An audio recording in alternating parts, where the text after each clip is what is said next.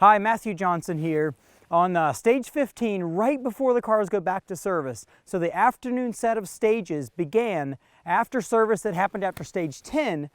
The two open class front cars, David Higgins, Ken Block, were separated by 1/10 of a second.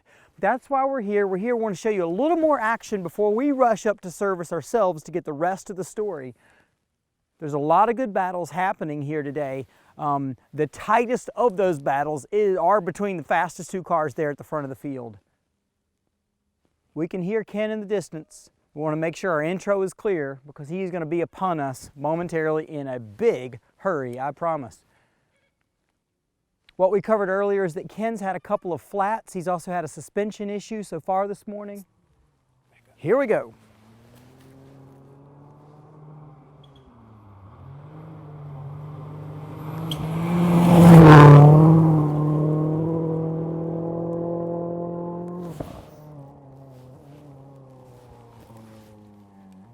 Can you get the edge of the road here?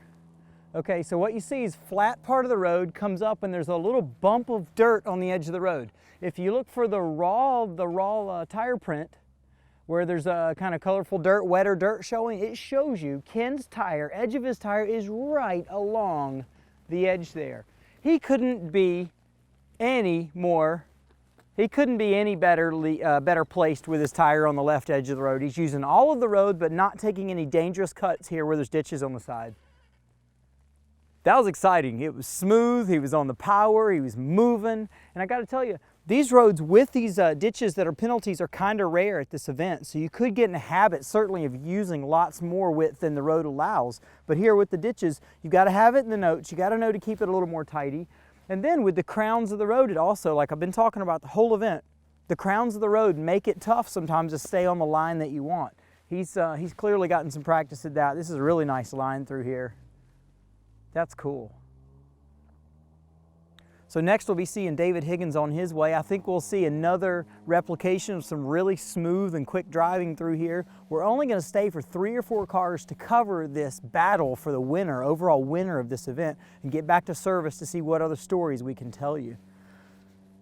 Since we've been gone, since we left service, we have found out that Leo had a steering arm come loose, steering arm come loose, exited the stage and ran into a tree. We know that he's okay, co-driver's okay, but it doesn't sound like the car is in great shape. We haven't seen the car or yet been able to speak to Leo, but he's clearly out of the open class battle right now.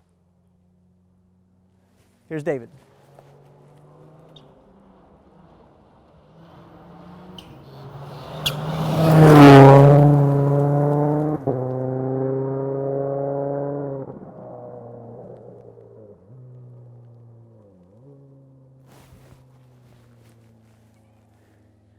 David Higgins on Subaru Rally Team USA has clearly recovered from the gearbox issue he had earlier. In service, they actually replaced the gearbox entirely, so he's on a fresh version of the gearbox, so that's clearly working very well.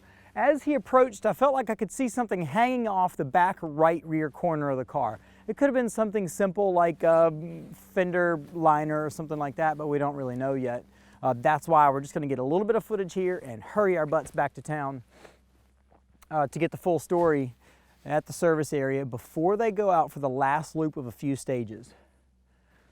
If I was betting money, I'd say these guys are still going to be right on top of each other. That's one of the nice things about a faster rally like this, is it does lend itself to closer competition, and so we're definitely seeing that, and it's really excited to look for how each driver's going for that extra second that's not so easy to find sometimes when you're already driving on the limit. I think we'll see Christoph Holek very soon come through in his Mitsubishi Evolution. He's very clearly back in 3rd place, but he's always got a smile on his face as far as I can tell. I think he's really enjoying our event and the competition we have to offer here. I don't know how you could not have a lot of fun on these dirt stages. We saw a couple of cars exit service earlier with lights on the front, just in case there's a big delay or something that pushes the rally off schedule. It is possible, you know, you can see the sun's going down. It is possible to actually need some help, some lighting assistance in the dark, more wooded covered areas of the stages. Right now, I don't think visibility is an issue. There's enough of a steady breeze to keep the dust moving out of the way. What I like about this is often here near the end of a rally is a lot of the positions are kind of figured out. There's a minute gap here, a minute gap there. Everybody pretty much knows, unless a miracle happens, that they're in their position. That's not the case here.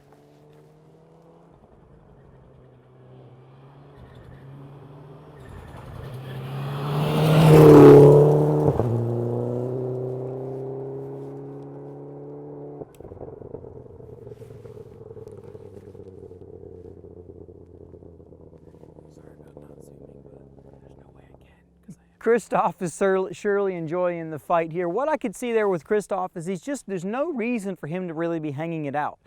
And I talk about hanging it out, like really driving aggressively. There's also no reason to drive super aggressively with roads this complicated. With the crown, with the ditches, with all of those things, you just don't want to take any extra risk. He's driven a really clean event. Obviously, he started the event on the backup engine, so he's just had the philosophy to go very quick, stay clean, and have a good time. And he's been doing great at that. We still have the four front cars are running on 2-minute gaps, and then we'll be on the cars that are 1 minute apart. We're going to plan our exit strategy here and be ready to move. Let's see if we get one more car here, and then maybe we start getting our steps put together. You can also see the majority of folks' tires have been right there right along the edge of the road. I don't know if anyone actually, even David, I don't know if he was as far over here as Ken was. No, he wasn't. You can almost see, yeah, the differences there. Cool. I'm anxious to get back to service and hear about these battles as well. I also want to see the rest of these guys roll into service and see what they've got to tell us about. We'd like to be there as they're waiting to check into service to make sure we're getting the story while it's still fresh on their minds. Also, you might have noticed that our coverage comes in spurts here in Missouri. We've got our own challenges, our technical challenges. It's also why I don't know what the stage times are currently.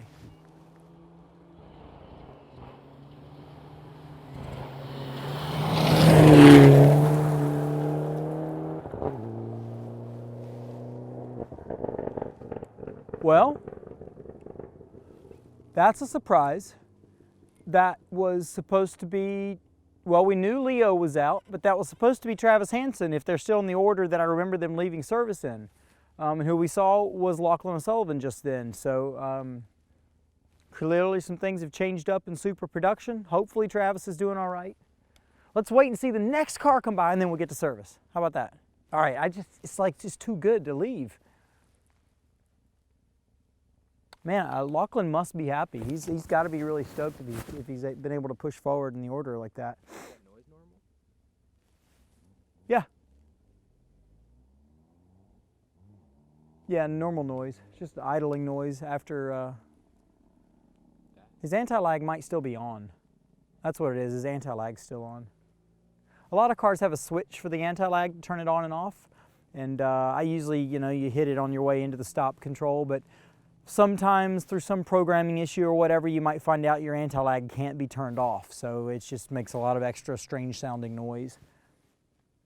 I might have spoke about snowdrift and how the teams did not use anti-lag there because it made the engine almost too responsive and too likely to spin the tires immediately when you touch the throttle. Here at 100 Acre Wood, you want that kind of response. You want power and you want a lot of it immediately when you ask for it. We could talk more about anti-lag systems maybe with a tech from one of the teams sometimes, but basically the ECU turns some cylinders on and off at idle to make an idle kind of work, and also have the ability to manipulate the timing of the cylinders to allow fuel and air to flow through the cylinder without combusting until it gets to the hot turbo to kind of keep exploding there and keep the turbo going. I don't know if that was a very good way of explaining it, honestly. I haven't talked about it in a while, but we'll get some technical help and like a really clear explanation of anti-lag. Oh, this sounds like Chris.